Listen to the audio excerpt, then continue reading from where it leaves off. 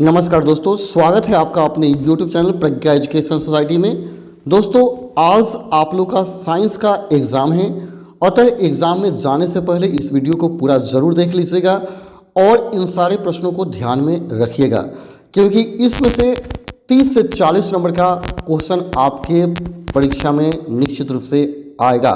तो सारे प्रश्नों को ध्यान से देखेंगे और याद कर जाएंगे। तो चलिए वीडियो को शुरू करते हैं और देख लेते हैं इन सारे महत्वपूर्ण प्रश्नों को।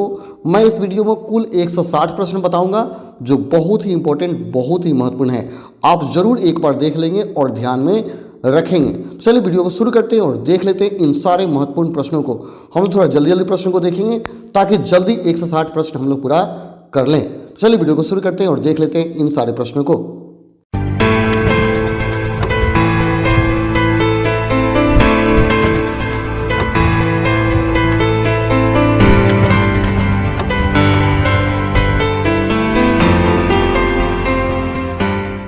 सबसे पहला प्रश्न है, प्रकाश के प्रवर्तन के कितने नियम हैं? तो आपको याद होगा कि प्रकाश के प्रवर्तन का मुख्यतः 2 नियम है। ऑप्शन बी सही हो जाएगा।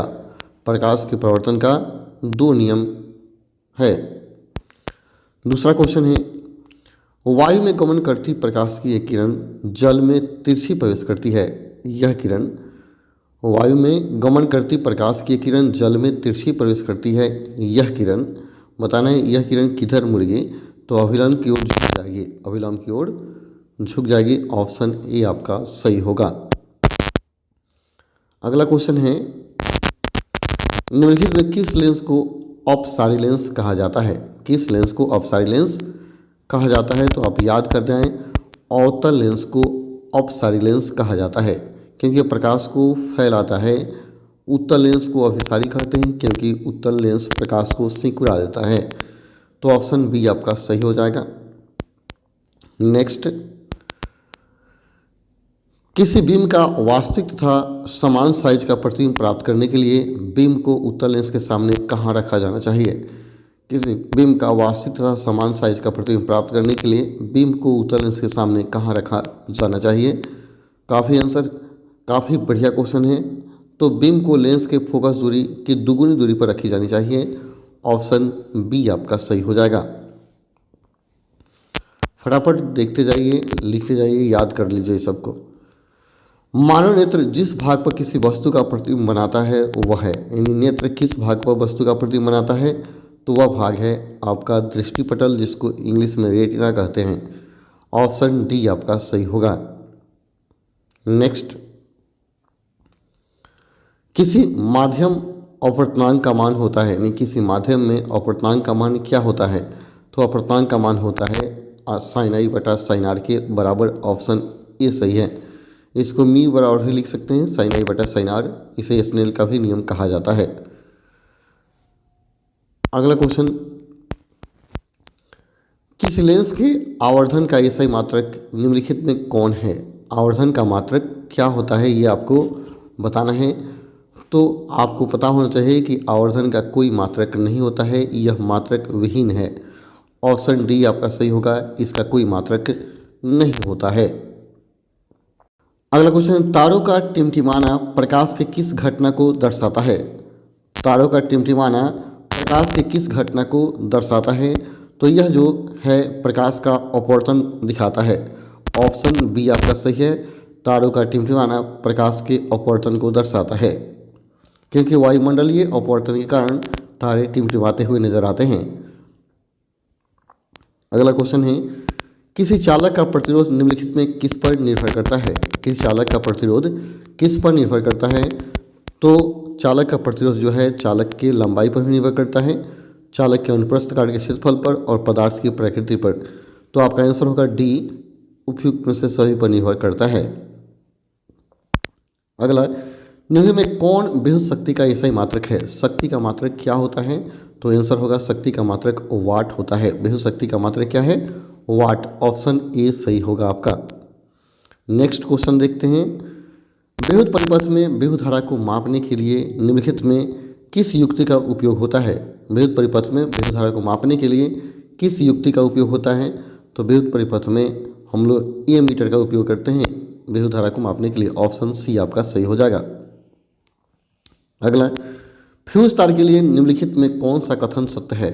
फ्यूज तार के लिए कौन सा कथन सत्य है? तो आप याद कर जाइए, फ्यूज तार का प्रतिरोध अधिक और गलनांक कम होता है।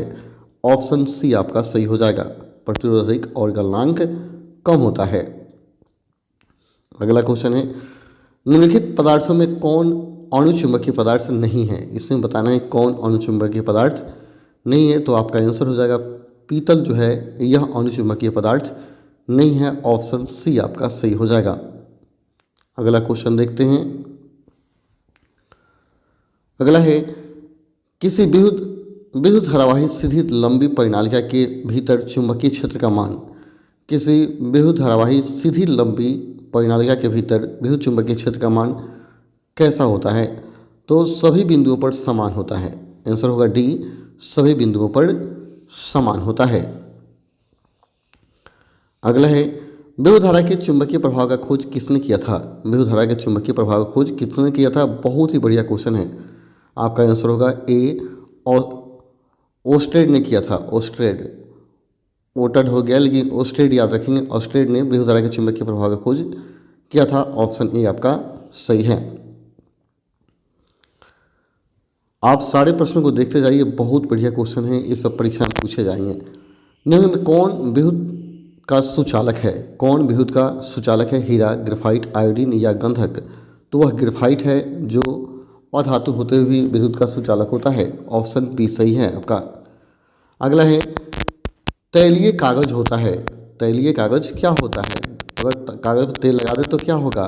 वह प्रभाषक बन जाएगा, यानी कुछ ही प्रकाश किरणें उसको पार कर पाएगी, यानी प्रभासी पदार्थ से कहा जाएगा। ऑप्शन सी सही हो जाएगा आपका, प्रभाषक हो जाएगा। अगला, प्रकाश की जिस घटना के कारण सूर्य हमें वास्तविक सूर्योदय से लगभग 2 मिनट पूर्व दिखाई देता है, उस घटना को कहते हैं, वो घटना है वायुमंडलीय अपवर्तन। ऑप्शन बी सही है आपका। अगला है, प्रकाश की चाल विभिन्न माध्यमों में, प्रकाश की चाल विभिन्न माध्यमों में क्या होता है? तो भिन्न भिन्न होता है। ऑप्शन बी सही होगा, प्रकाश की चाल विभिन्न माध्यमों में भिन्न भिन्न होता है।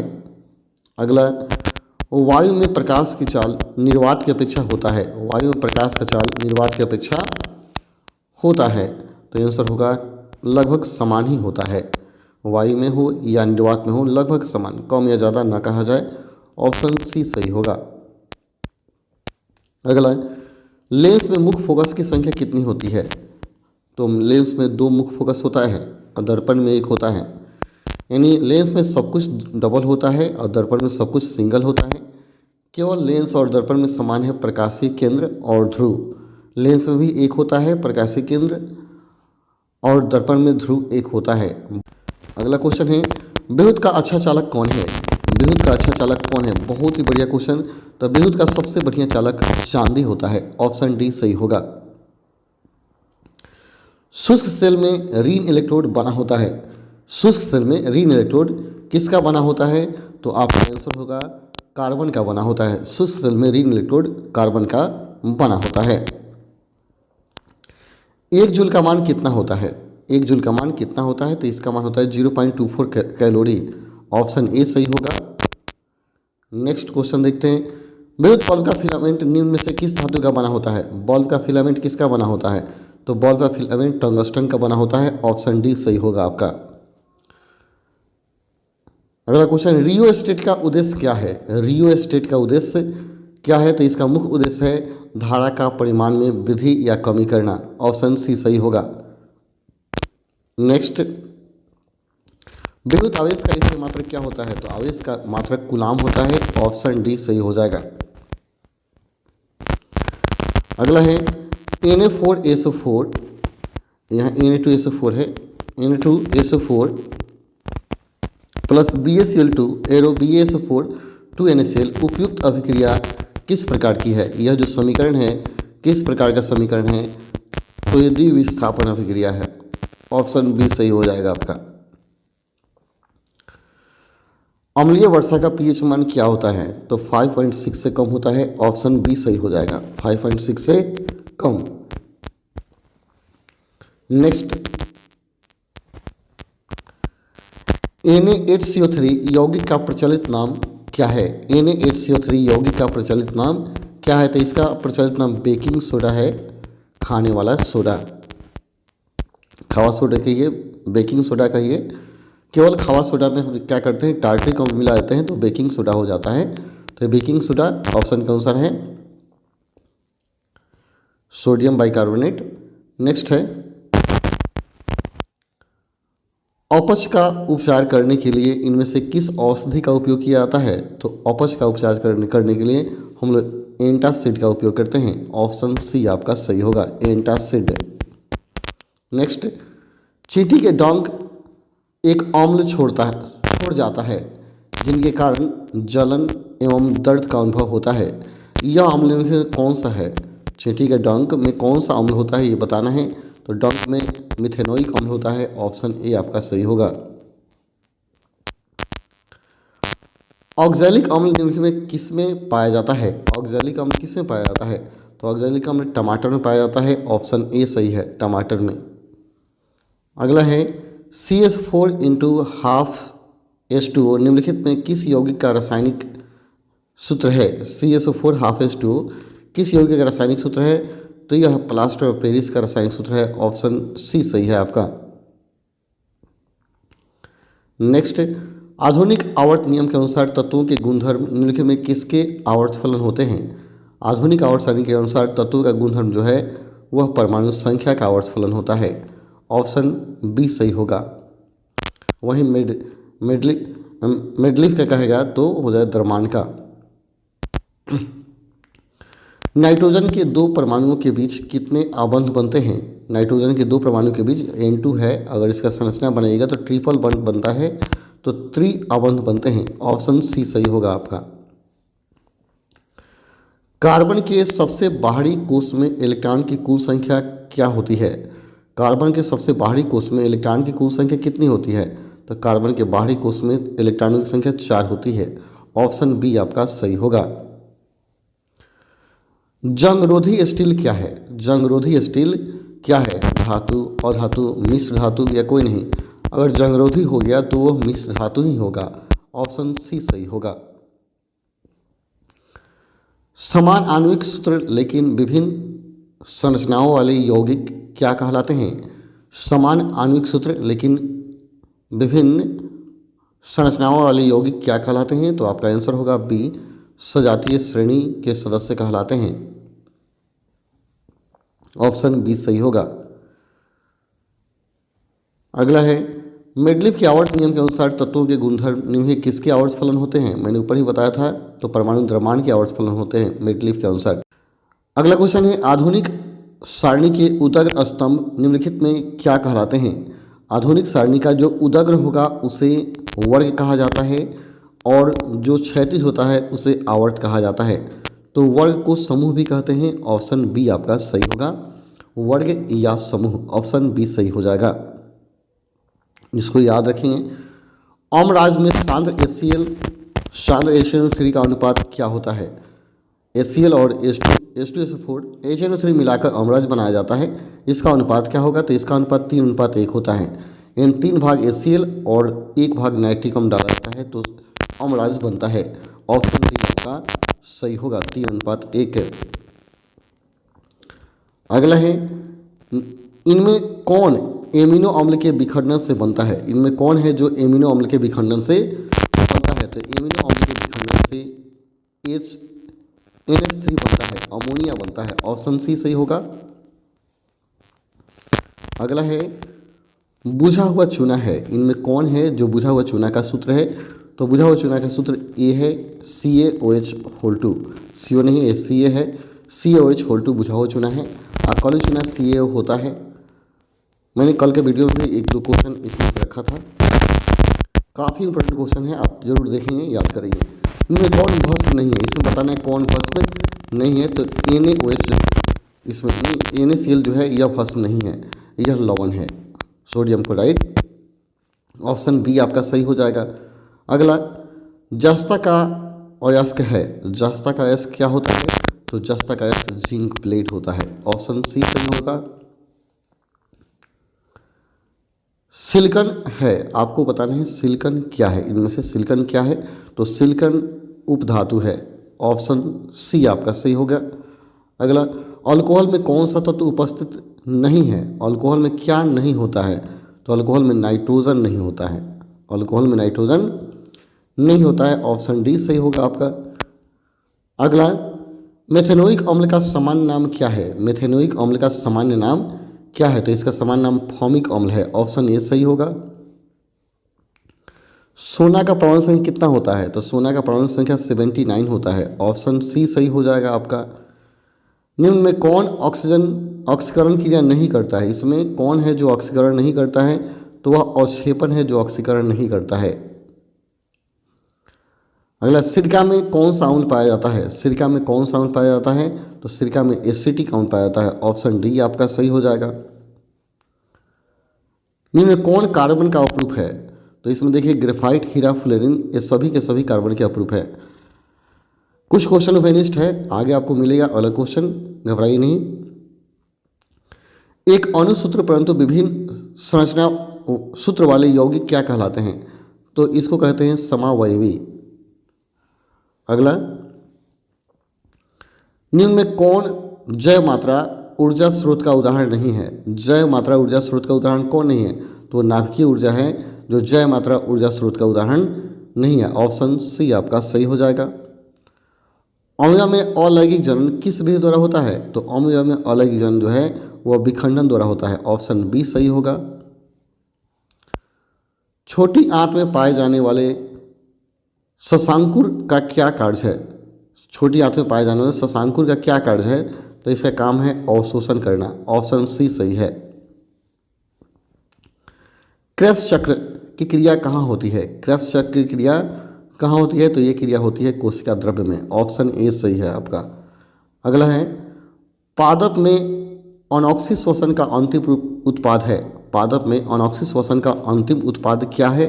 तो इसका अंतिम उत्पाद होता है इथाइल अल्कोहल, ऑप्शन सी सही है। नेक्स्ट, पौधों में जल का परिवहन किसके द्वारा होता है। तो पौधों में जल का परिवहन जाइलम द्वारा होता है, ऑप्शन ए सही होगा। और फ्लोएम द्वारा क्या होता है, पूरे भोजन को पौधों में पहुंचाया जाता है। नेक्स्ट, खुला परिवहन तंत्र किसमें पाया जाता है, खुला परिवहन तंत्र किसमें पाया जाता है। तो तितली में पाया जाता है, ऑप्शन डी आपका सही होगा। इनमें कौन पादप उत्सर्जी पदार्थ नहीं है, कौन पादप उत्सर्जी पदार्थ नहीं है। तो वह स्टार्च है, बाकी टैनिन, रेजिन, लैटेक्स ये सब पादप से निकलता है, ऑप्शन डी आपका सही हो गया। नेक्स्ट है, इनमें से कौन अंतःस्रावी ग्रंथि है, अंतःस्रावी ग्रंथि का नाम बताना है। तो अंतःस्रावी ग्रंथि यकृत होता है, ऑप्शन ए सही है आपका। अगला, इनमें से कौन फल पकाने में प्रयुक्त होता है, किसका उपयोग फल पकाने में करते हैं। तो फल पकाने में हम लोग एथिलीन का प्रयोग करते हैं, एथिलीन, एथिलीन जिसको एसिटिलीन बोलते हैं, C2H2, ठीक है। नेक्स्ट, एथिलीन का प्रयोग हो गया। अगला है, इंसुलिन की कमी से कौन सा रोग होता है, इंसुलिन की कमी से कौन सा रोग होता है।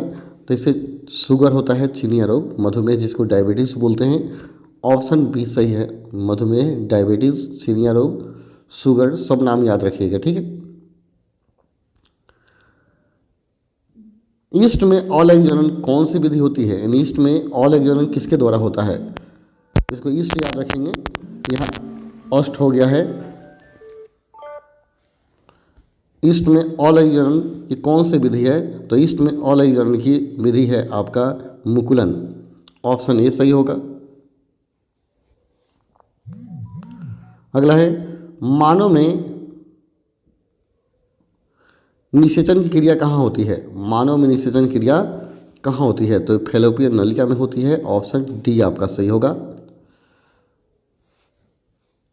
अगला है, आनुवांशिकता के पिता कौन है, आनुवांशिकता के पिता कौन है। तो Gregor John Mendel, option A सही होगा। जीवमंडल में ऊर्जा का मुख्य स्रोत कौन है, जीवमंडल में ऊर्जा का मुख्य स्रोत कौन है। तो सूर्य जो है जीवमंडल में ऊर्जा का मुख्य स्रोत है, ऑप्शन डी आपका सही होगा।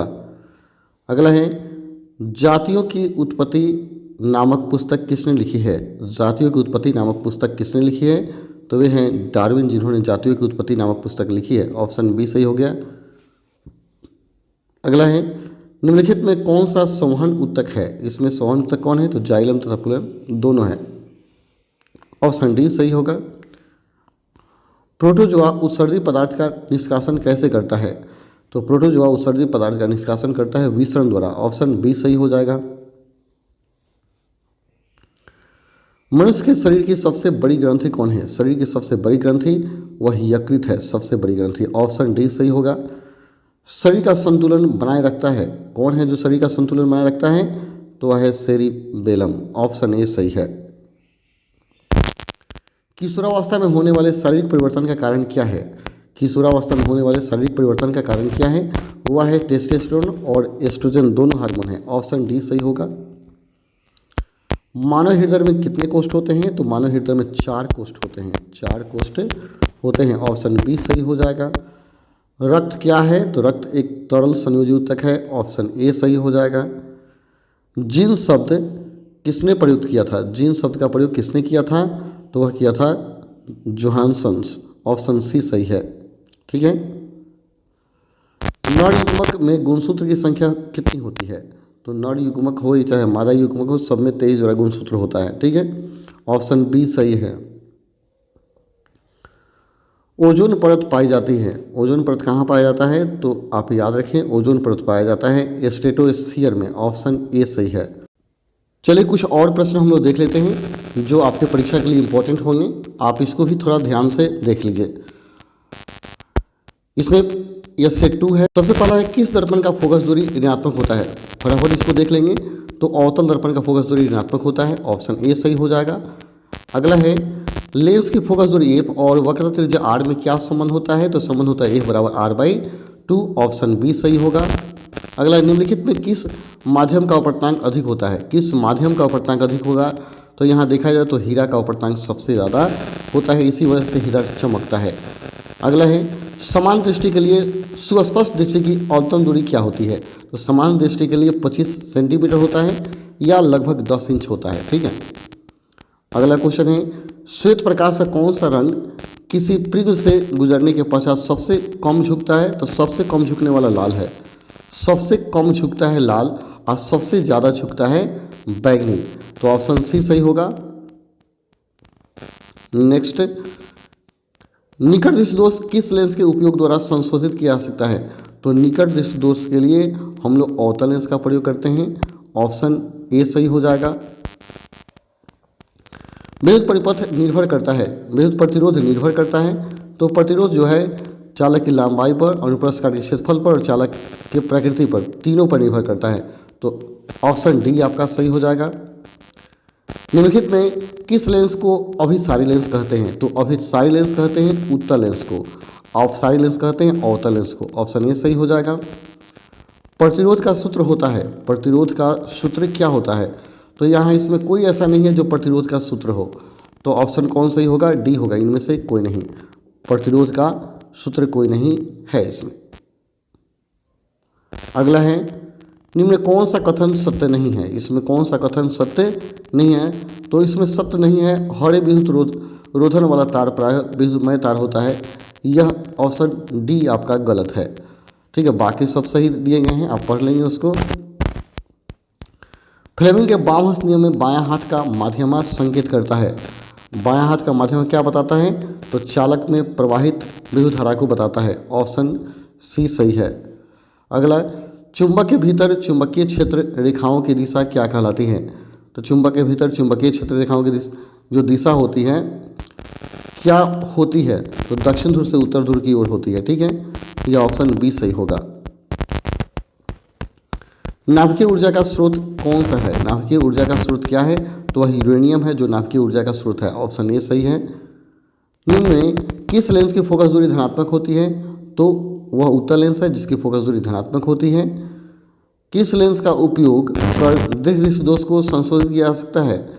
तो दीर्घ दृष्टि दोष के लिए हम लोग उत्तल लेंस का प्रयोग करते हैं। ऑप्शन बी सही है, दूरदृष्टि दोष इसको बोलते हैं। दाढ़ी बनाने के लिए कौन सा दर्पण प्रयोग किया जाता है? तो अवतल दर्पण। और डॉक्टर भी इसी का प्रयोग कर सकते हैं। अवतल दर्पण इसलिए लगाते हैं ताकि बालों का प्रतिबिंब मोटा मोटा दिखाई दे। श्वेत प्रकाश का वर्णक्रम किस रंग की किरण का विचलन अधिक होता है? यानी किसका विचलन ज़्यादा होता है? तो बैगनी का विचलन ज़्यादा होता है, ज़्यादा यही मुड़ता है। समतल दर्पण की फोकस दूरी होती है, तो समतल दर्पण की फोकस दूरी अनंत होती है। ऑप्शन ए सही होगा।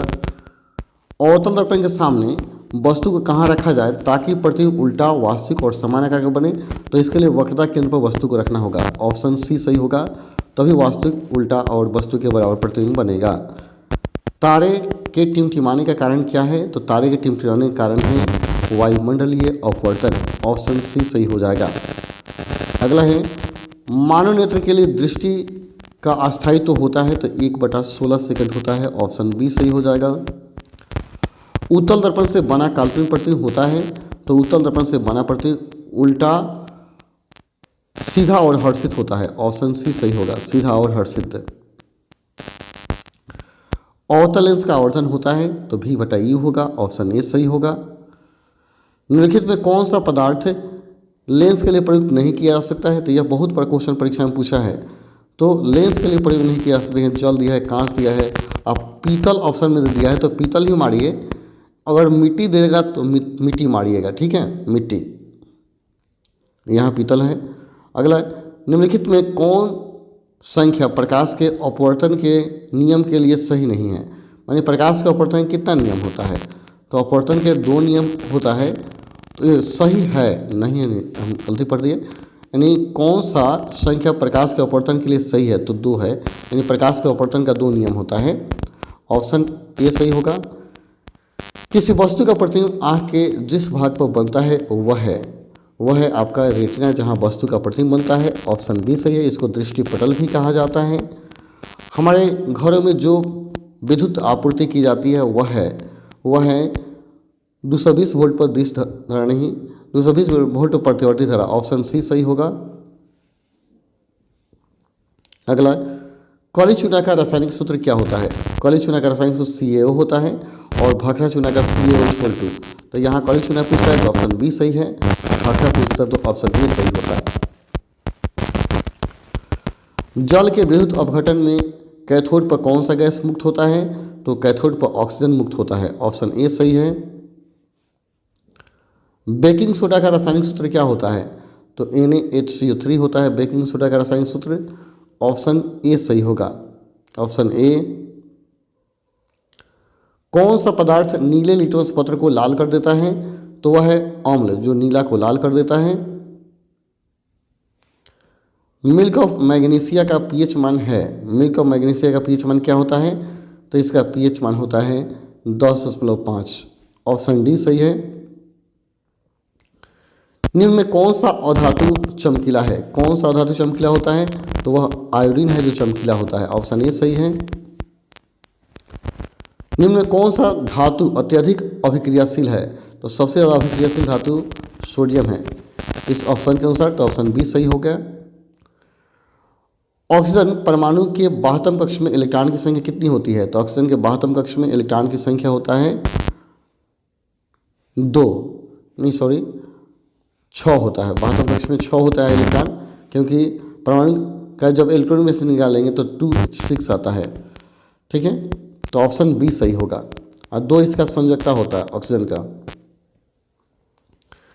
ब्यूटेनॉल एक कार्बनिक यौगिक है जिसका प्रक्रियात्मक समूह है। प्रक्रियात्मक समूह क्या है? तो यह कीटोन का है, यह कीटोन ग्रुप का सदस्य है। ऑप्शन सी सही होगा। अगला है, संचार क्रायोलाइट किस धातु का अयस्क है? संचार क्रायोलाइट किस धातु का अयस्क है? यानी क्रायोलाइट आप याद रहे, यह एल्युमिनियम का अयस्क है। ऑप्शन सी सही है। एल्कीन का समान सूत्र क्या होता है? एल्कीन याद रखेंगे तो एल्कीन का CN होता है और एल्केन का CN+2 होता है, ठीक है। ये बड़ी अच्छा क्वेश्चन है, इसको याद रखेंगे। अगला क्वेश्चन है, आधुनिक आवर्त सारणी में आवर्तों की संख्या कितनी है? तो आधुनिक आवर्त सारणी में कुल 7 आवर्त हैं। वो आधुनिक हो चाहे मेडलिक है, दोनों में 7 ही आवर्त है। अगला, समय में ऊपर से नीचे जाने पर परमाणु के आकार में क्या परिवर्तन होता है? तो ऊपर से नीचे जब जाइएगा तो परमाणु का आकार बढ़ता है। ऑप्शन ए सही होगा। सल्फर परमाणु के 72 कक्ष में इलेक्ट्रॉन की संख्या कितनी होती है? तो सल्फर के 72 कक्ष में इलेक्ट्रॉन संख्या 6 होता है।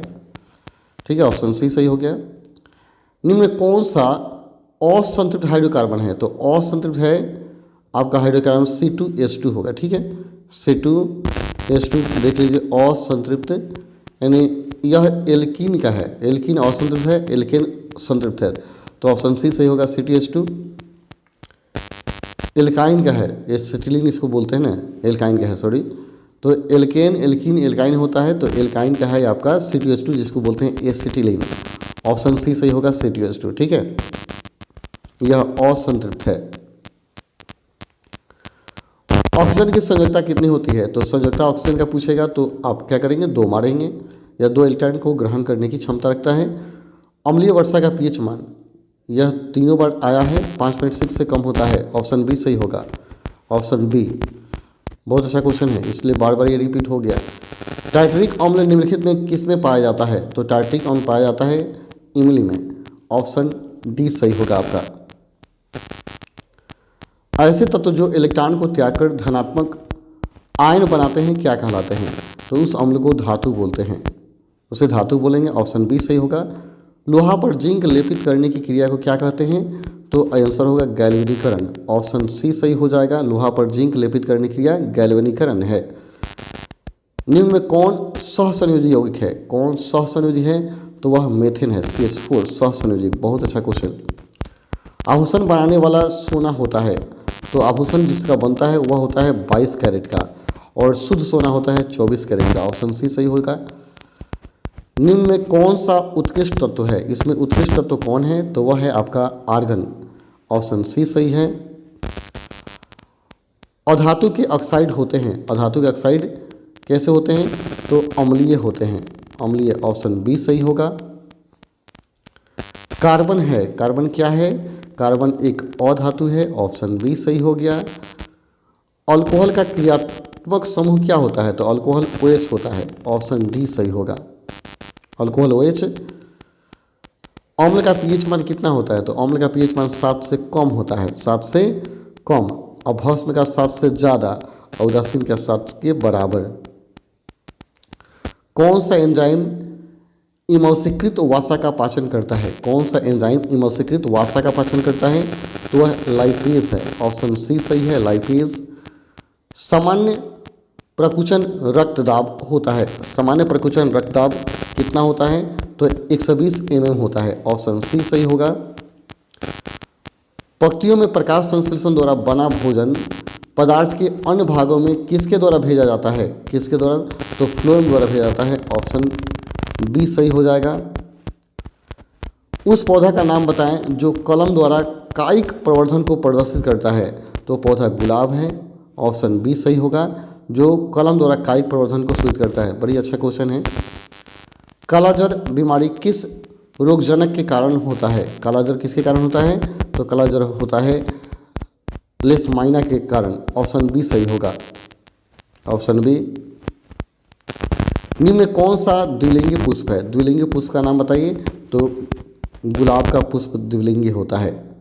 ऑप्शन ए सही होगा। मानव में घ्राणग्राही स्थित होता है, घ्राणग्राही कहाँ होता है? तो कानों में होता है। ऑप्शन बी सही हो जाएगा। हमारे शरीर की सभी ऐच्छिक क्रियाएं नियंत्रित होती है किसके द्वारा? तो अनुमस्तिष्क के द्वारा। ऑप्शन डी सही होगा। जंतुओं में वृद्धि हार्मोन स्रावित होता है, तो पीयूष ग्रंथि से। जंतुओं में वृद्धि हार्मोन पीयूष ग्रंथि से स्रावित होता है। अगला, आनुवांशिकता का सिद्धांत किसने प्रतिपादित किया था? आनुवांशिकता तो मेंडल ने प्रतिपादित किया था। जिस क्वेश्चन पर डाउट होगा आप कमेंट करेंगे, हम उसको डील करके आपको बता देंगे फिर से। हो सकता है किसी पर डाउट हो। फूल का कौन सा भाग फल में बदल जाता है? तो वह अंडाशय है जो फल में बदलता है। फूल का अंडाशय फल में बदलता है। निम्नलिखित में कौन जैव निम्नीकरणीय कचरा है? तो जैव निम्नीकरणीय कचरा टिश्यू पेपर है, टिश्यू पेपर। ऑप्शन डी सही होगा। आहार तथा पाइन राज्य की जल संग्रह व्यवस्था है, आहट तथा पाइन राज्य की जल संग्रह व्यवस्था किस राज्य में है, तो यह बिहार में है। ऑप्शन डी सही है। अगला है प्राकृतिक संसाधनों का प्रबंधन के लिए सबसे उपयुक्त विकल्प कौन सा है, तो सबसे उपयुक्त विकल्प है पुनः चक्रण। ऑप्शन बी सही होगा, पुनः चक्रण। निम्नलिखित में कौन मलेरिया परजीवी है, मलेरिया परजीवी प्लाज्मोडियम है। ऑप्शन ए सही होगा। अगला निम्नलिखित में उत्तम ऊर्जा स्रोत कौन सा है, उत्तम ऊर्जा स्रोत बायोमास है, बायोमास उत्तम ऊर्जा स्रोत है। ऑप्शन डी सही होगा। मानव हृदय में कोष्ठक होते हैं 4 कोष्ठक होते हैं। ऑप्शन सी सही हो जाएगा। कवक में पोषण की कौन सी विधि पाई जाती है, तो कवक में मृतजीवी पोषण होता है। ऑप्शन ए सही होगा। स्वपोषी पोषण के लिए आवश्यक है, तो स्वपोषी पोषण क्या होता है, क्लोरोफिल, कार्बन डाइऑक्साइड, जल, सूर्यप्रकाश सब चाहिए, इनमें सभी। ऑप्शन डी सही हो जाएगा। मैग्नीशियम पाया जाता है किसमें, तो मैग्नीशियम क्लोरोफिल में पाया जाता है। बहुत अच्छा क्वेश्चन है। अगला निम्नांकित में कौन पादप हार्मोन नहीं है, अगर नहीं की चर्चा किया जाए तो ऑक्सीटोसिन पादप हार्मोन नहीं है, बाकी एथिलीन, साइटोकाइनिन और ऑक्सिन ये सब पादप हार्मोन हैं। फूल में नर प्रजनन अंग कौन है, तो पुंकेसर है। ऑप्शन ए सही होगा। निम्न किसमें द्विखंडन नहीं होता है, तो यूग्लिना नहीं, ईस्ट में नहीं होता है। ऑप्शन बी सही होगा, बाकी सब में होता है। पारिस्थितिक तंत्र में ऊर्जा का स्रोत क्या है, तो सूर्य है। ऑप्शन बी सही हो जाएगा। मानव मस्तिष्क का औसत भार क्या होता है, बहुत बढ़िया क्वेश्चन है, 1.4 kg। ऑप्शन सी सही होगा, मानव मस्तिष्क का भार 1.4 kg। हरे पौधे कहलाते हैं, हरे पौधे क्या बोलते हैं, तो उत्पादक बोलते हैं। ऑप्शन ए सही होगा। तो चलिए इतना ही हम लोग रख देते हैं। इन सारे प्रश्नों को अच्छा से याद कीजिए, इनमें से बहुत सारे प्रश्न आपके परीक्षा में आ जाएंगे। यदि आप इन सारे प्रश्नों को देख लेते हैं तो बहुत ही बढ़िया आप परीक्षा में कर पाएंगे। चलिए फिर मिलते हैं अगले वीडियो में, तब तक के लिए धन्यवाद। Best of luck to all of you.